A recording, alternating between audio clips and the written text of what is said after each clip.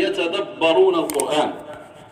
وكما قال عز من قائل كما في سورة قاف: إن في ذلك لذكرى لمن كان له قلب أو ألقى السمع وهو شهيد. أما من أراد أن يأكل أو يشرب فدونه المطعومات والمشروبات، فيشرب مما أحل الله ويطعم مما أحل الله. وإذا التبست عليه أمور واشتبهت عليه أمور فإن المرجع إلى أهل العلم.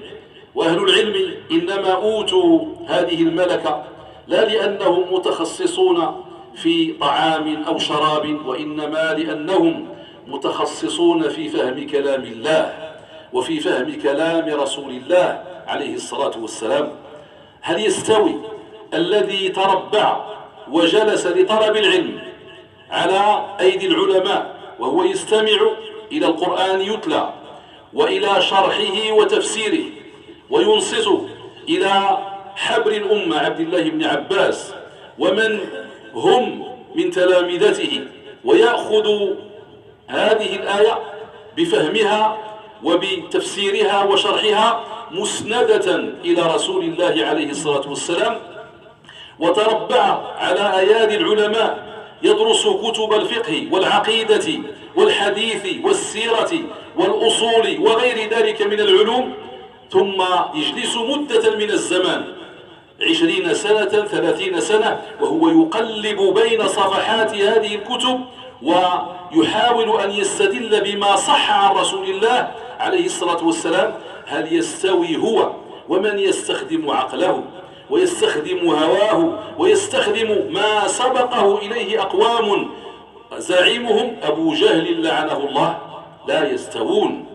ولذلك فإن أهل العلم الذين يراد لهم اليوم أن يكونوا في ذيل القافلة وأن لا يتبعوا، إنما يراد أن يفسر القرآن على غير ما جاء عن النبي عليه الصلاة والسلام.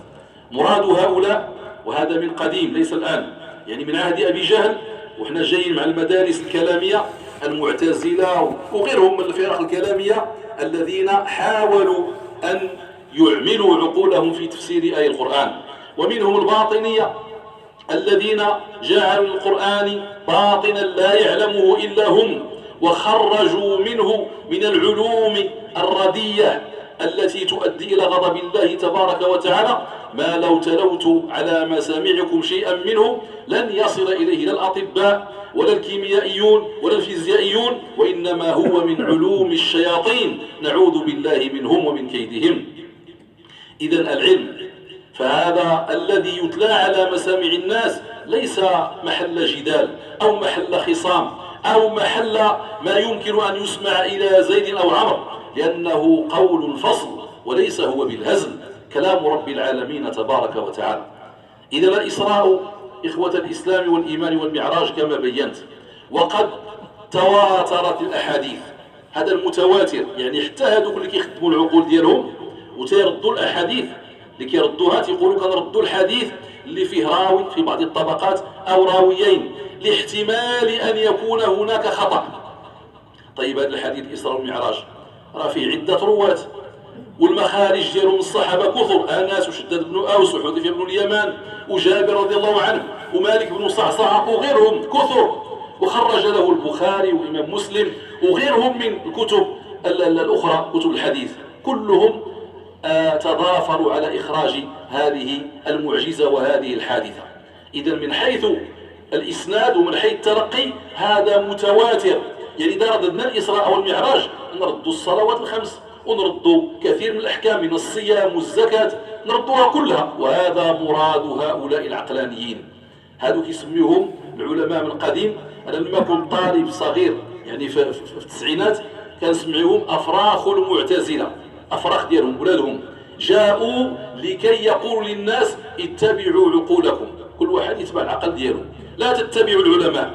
والله عز وجل يأمرنا باتباع العلماء. لماذا؟ لأن العلماء ورثة الأنبياء، والورثة معناه أننا نعقل عن هؤلاء الورثة الذين يرثون. ماذا يرثون؟ يرثون العلم ويرثون بالفهم ويرثون ما جاء عن الله تبارك وتعالى. إذا من حيث ثبوته فإنه ثابت لا غبار عليه، ولم ينكره إلا أبو جهل وأذنابه وأتباعه. إذن هذه حادثة الإسراء والمعراج بغض النظر عن من رده، احنا كنتكلموا على الثبوت ديالو. ثم هذه الحادثة اختلف العلماء في زمان وقوعها، وهذا الاختلاف عند أهل السير والتاريخ شيء جاري به العمل. هذا يحددها في 6 شهور، هذا 8 شهور، هذا في عام، هذا 11 شهر. هذه الأقوال كلها تجمع يعني في العام، يعني قبل أن يهاجر النبي عليه الصلاة والسلام من المدينة بسنة أو تزيد ببعض الأشهر أو تنقص. كما اختلفوا في الشهر، واش في رجب ولا في ربيع الأول أو في غيره. هذا الاختلاف لا يفسد للود قضية، لأن هذه مسألة ديال التاريخ، وذاك الزمن ما كانش التوثيق بحال اليوم. ومع ذلك فإنهم رووه، والحاجة ملي كتكون مشتهرة وكثيرة ومعروفة فإنهم يستغنون بشهرتها عن تاريخها، ما كيبقاوش يحتاجوا. يقول لك عام الفيل، ولد عام الفيل، وقعت هذه عام الفيل الذي وقع في كذا وكذا. إذن هذه كلها وقائع مشهورة لا تحتاج إلى كثير توثيق. لماذا كتمشي تتوثق؟ لأنه وقع التكذيب، وقع التدليس، وقع السرقة، وقع بزاف د الحوايج في الناس. أما ذلك الزمن ما يحتاج، هذا الخبر انتشر تواتر، إذن فهو ثابت صحيح بإذن الله تبارك وتعالى. والقاضي عياض بين بأن هذا الإسراء والمعراج واقع بالروح والجسد، وقع بالروح والجسد، وإلا لو كان مناما لصدقه المشركون، قالوا النعاس احلم كما بغيت كما يحلم الناس اليوم. شحال من واحد كيحلم، كثير من المخرفين كينعس ويحلم ويشوف، احلم مع راسك تكون انت هو الخليفه وتكون انت هو كذا وغتوصل كذا، احلم مع راسك. ولكن الحق أن الإسراء والمعراج كان بروح النبي عليه الصلاة والسلام وبجسده صلى الله عليه وآله وسلم. ثم هذه الحادثة كانت بعد أزمات وقعت للنبي عليه الصلاة والسلام. مات عمه أبو طالب الذي كان يدافع عنه، وماتت زوجه خديجة رضي الله عنها وارضاها. ثم رجع من الطائف بعدما نال منه أهل الطائف ما نالوا من التكذيب والضرب والطرد والنفي، فجاء هائما على وجهه صلوات ربي وسلامه عليه، حتى جاء إلى مكة ومنعوه من الدخول، حتى جاء المطعم بن عدي وأجاره وأدخله. فكان مناسبا جدا أن تأتي هذه المواساة الربانية لهذا النبي الكريم. هذه حكم لا يعقلها إلا العالمون، لا يفهمها إلا العالمون. دائما العالم هو الذي يعقل، أما غير العالم فإنه يفهم، لكن فهمه لا يرقى إلى إدراك الحكم وإدراك المقاصد والفوائد. ومن هنا اختلف العلماء مراتب، هناك الطالب علم المبتدئ، هناك المتبع، هناك المجتهد، هناك الراسخ، هناك المجتهد المذهب، هناك المجتهد المطلق، وقس على ذلك. العلم مراتب. ومعاذ رضي الله عنه يأتي يوم القيامة يتقدم العلماء، جميع العلماء، يكون عالم فيزياء ولا عالم كيمياء ولا عالم طب ولا عالم هندسة ولا عالم فلك ولا عالم شريعة، يتقدم العلماء جميعا رمية بحجر. وهذا فيه تفضيل أهل العلم على غيرهم. وإنما يخشى الله من عباده العلماء. سياق هذه الآية قبلها وبعدها تدل على العلم بالشريعة، لا على العلم بالطعام والشراب وبالبول وغير ذلك من الغذاء، إنما هو يتعلق بشرع الله تبارك وتعالى. إذن هذا مما يدل على أن الله عز وجل أراد أن يواسي نبيه.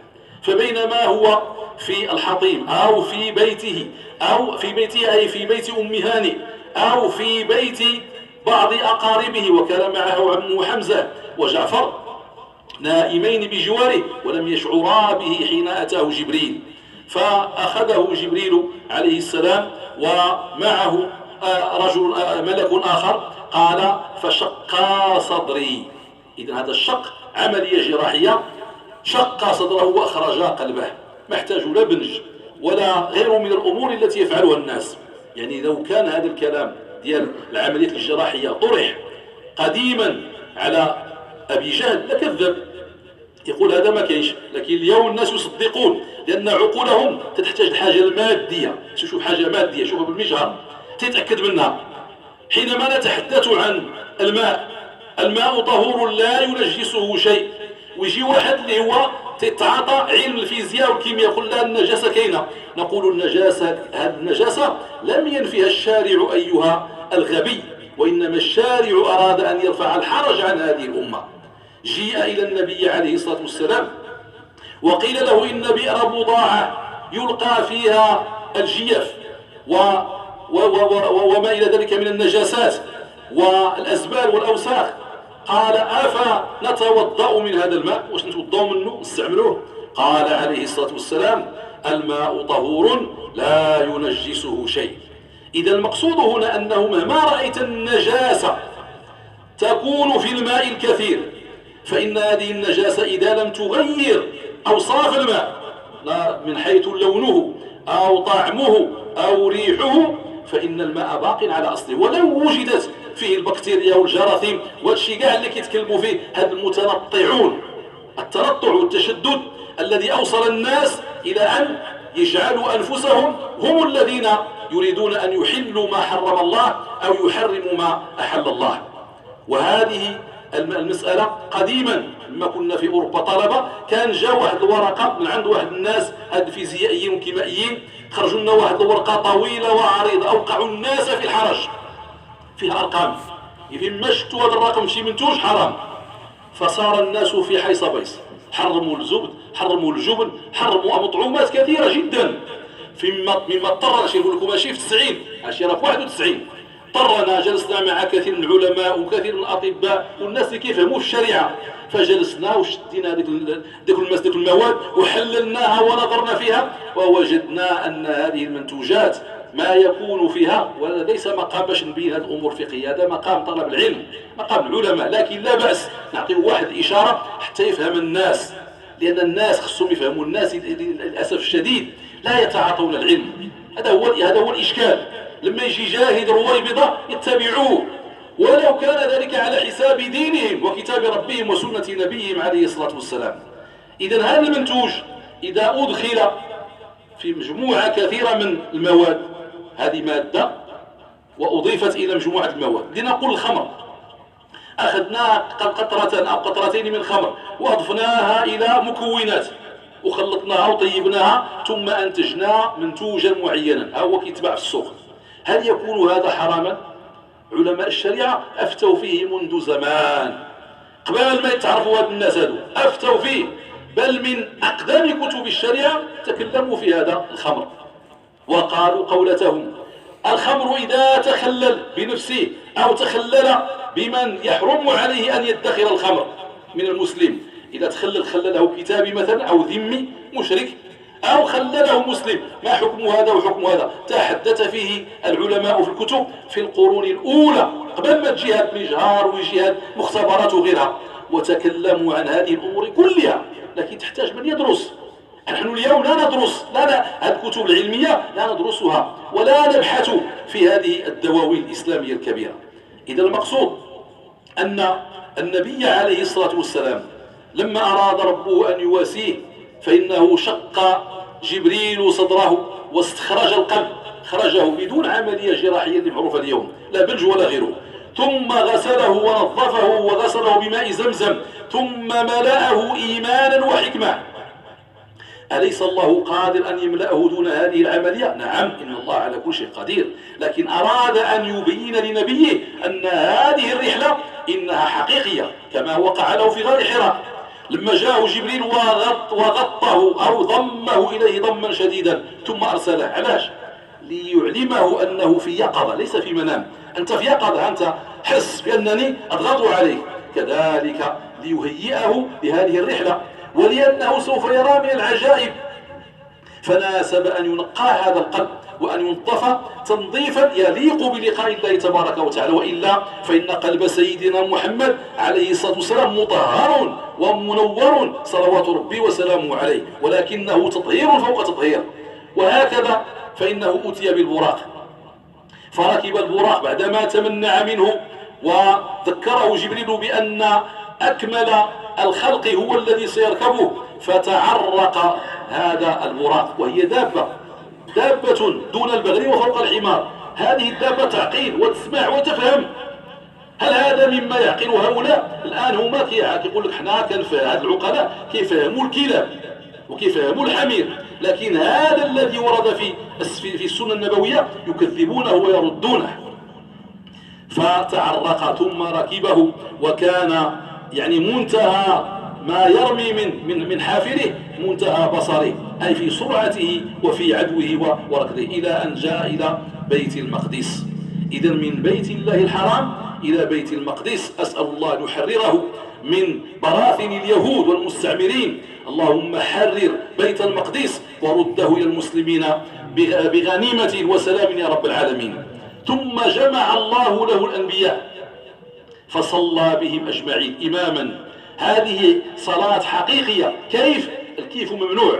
ملي كنقولوا إن الله تبارك وتعالى ينزل في الثلث الأخير من الليل، نؤمن بمعنى النزول، أي أن الله يقترب من عباده، لكن الكيفية لا نقول كيف. هل معنى ذلك أن الله يتنقل من مكان إلى آخر؟ هذا في حق المخلوق. أما في حق الخالق فممتنع، لأن تكويننا نحن المخلوقين تكوين ديالنا يناسب تقول هبط نزل طلع فعل بهذه الطريقة. أما أن نتخيل ذلك أو نشبه ربنا عز وجل بذلك فهذا ممتنع. إذا نقول الكيف مجهول، لكن نثبت الحقيقة، نثبت المعنى. النزول كاين، لكن الكيفية ديالو ما كنعرفوهاش، لأننا لم نرى ربنا تبارك وتعالى. فلو رأيناه لقلنا كذا وكذا، لكن لم نراه. إذن فهنا نقول بأن النبي عليه الصلاة والسلام صلى بهؤلاء الأنبياء، جمعهم لله تبارك وتعالى. الكيف بالنسبة لنا نحن مجهول، لكن نؤمن حقيقة أن الله قد جاء بهؤلاء الأنبياء كلهم وصلى بهم صلاة حقيقية، ماشي صلاة خيالية خرافية. وصلى بهم فريضة، لا، صلى بهم نفلا، وهي صلاة خاصة بهؤلاء الأنبياء لا يقاس عليها غيرها. ثم عرج به إلى السماوات. استغفر الله إنه هو الغفور الرحيم.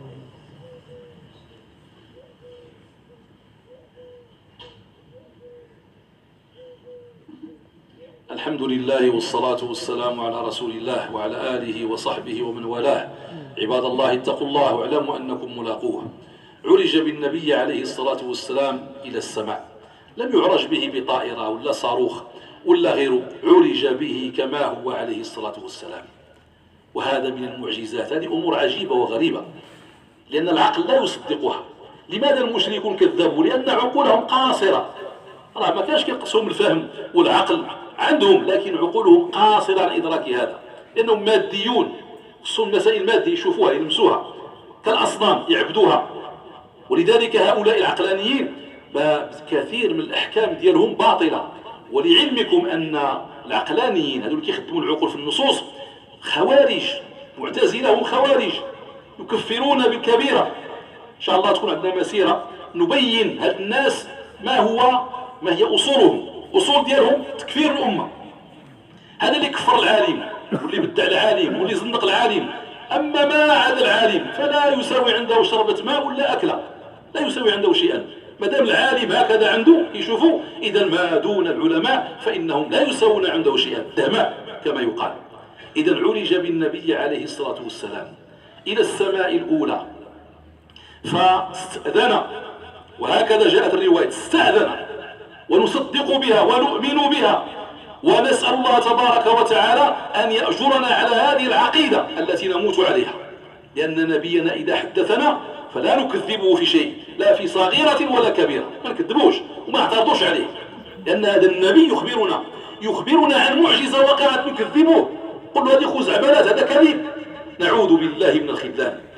ثم استأذن فأذن له بعدما سألوا عنه، قالوا أو بعث أو أرسل، هل أرسل محمد؟ قال جبريل نعم.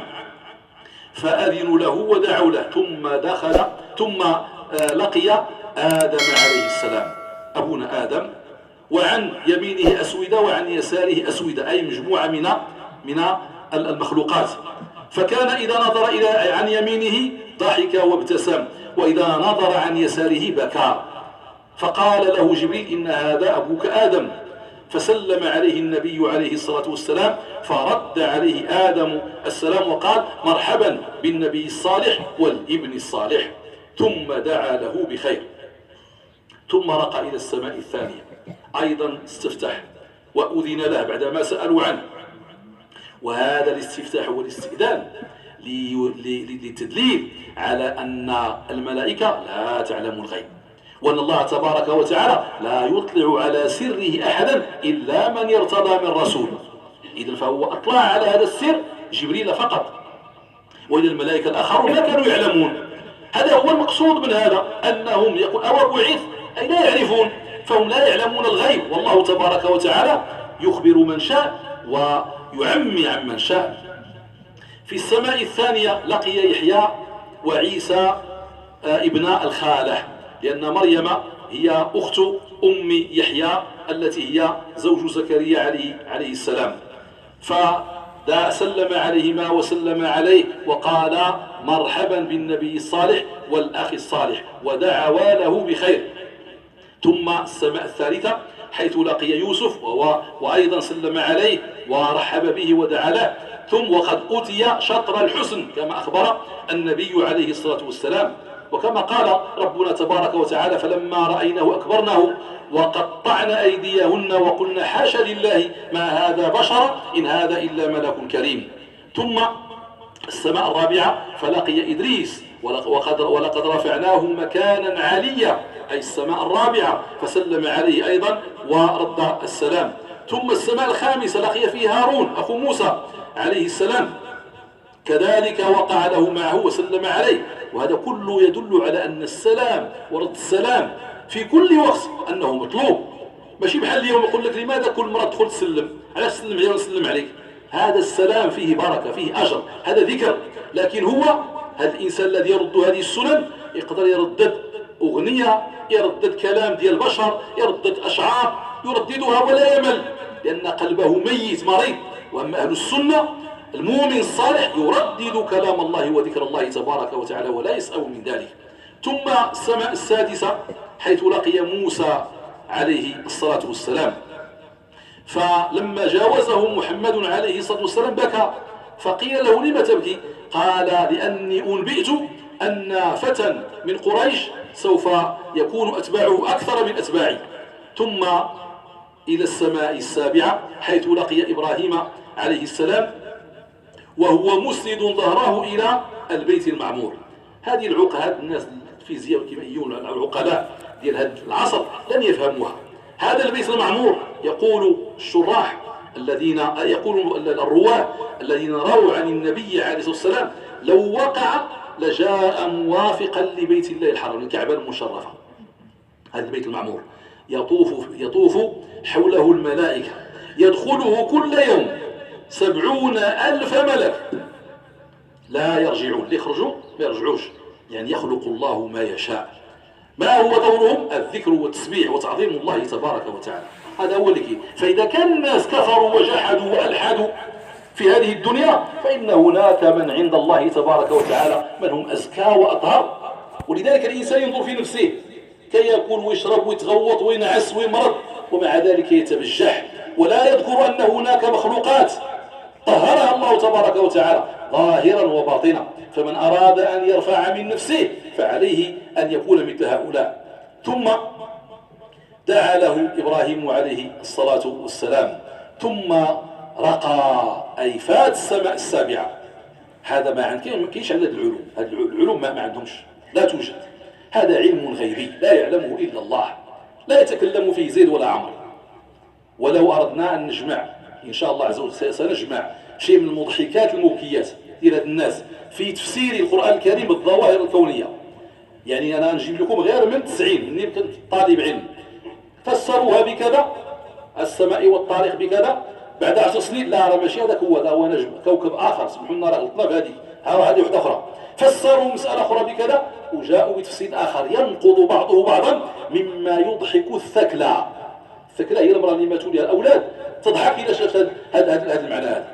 ثم وصل إلى سدرة المنتهى. هذه سدرة المنتهى السدرة اللي هي كنقولوا حنا الشجرة ديال النبق ديال النبق، هذه خلقها الله تبارك وتعالى واحد الفرع، واحد الفنن، فرع واحد يسير 100 راكب في ظله لا يقطعونه، غير واحد الفرع فنن من فروع هذه الشجرة المباركة العظيمة.